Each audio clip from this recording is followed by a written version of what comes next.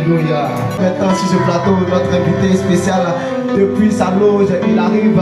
Depuis sa loge, il arrive. Et accompagné des anges de l'Éternel, nous allons l'ovationner. Le point de Dieu, est-ce que, voilà, les anges même sont autour de lui, l'ont déjà accompagné, énorme, humble, simple, qui aime le Seigneur. Alléluia. Qui va nous conduire, car le thème qui nous relie ce soir, c'est être les vrais adorateurs de Dieu. Sois un vrai adorateur de l'Éternel des armées. Voilà, et nous laissons toute la place à notre invité de ce jour, monsieur David Sokron. Apocalypse chapitre 4, à partir du verset 8. C'est le Seigneur Dieu, le Tout-Puissant, qui était, qui est et qui vient. Alléluia.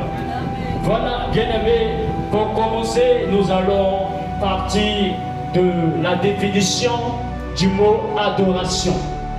Vous savez, adoration, c'est apporter un culte au Dieu. Voilà. Mais ici, dans ce contexte, nous allons nous focaliser sur la personne à qui nous devrons apporter un culte. Amen. Et il s'agit ici du Dieu Tout-Puissant. Alléluia. Est-ce que je parle à des personnes? Vous savez, l'adoration nous pousse à monter vers Dieu. Alléluia. Donc, pour être de véritables adorateurs, on doit d'abord chercher à nous débarrasser de tout ce qui pourrait nous empêcher de rentrer en intimité avec Dieu. Alléluia. Et tu ne peux pas adorer Dieu si tu as encore dans ton cœur une idole. Et ici, on parle d'une adoration qui est attribuée au véritable Dieu. On parle là d'une adoration qui part de la profondeur de ton cœur, qui monte vers Dieu, qui donne l'obligation à Dieu de descendre, non seulement pour une mission précise dans ta vie, et c'est en adorant de tout ton cœur, de toute ton âme, de toute ta force, de toute ton énergie. C'est en cela que la gloire de Dieu, qui surpasse toute autre gloire, sera de l'obligation de descendre dans ta vie. Tu ne peux pas adorer Dieu et rester toujours dans cette position de bassesse. Une personne qui adore Dieu, elle est dans l'obligation d'être levée, parce que ce que Dieu recherche, ce sont les vrais adorateurs. Est-ce que je parle à une personne? Ce sont des adorateurs qui adorent Dieu en esprit et en vérité. Je parle là d'esprit lorsque je fais allusion à une mentalité poussée dans le surnaturel. Et je parle là de vérité lorsque je parle à une personne qui est sincère dans ses dires.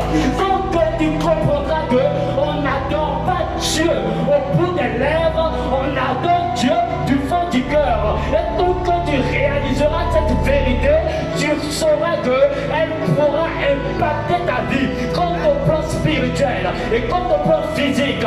Car la Bible déclare, celui qui adore Dieu de tout son cœur, Dieu se lève et Dieu intervient pour sa vie.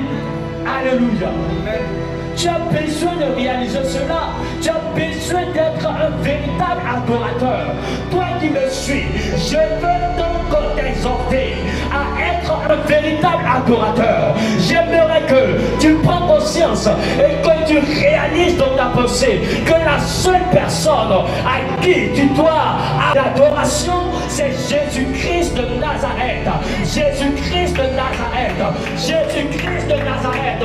Plusieurs personnes disent que ce Dieu que nous servons est un Dieu qui est mort. Mais je viens vous dire qu'il n'est point mort. C'est le premier jour, le deuxième jour, il est resté dans le tombeau. Mais le troisième jour, Jésus est ressuscité. Alors, l'adoration lui revient.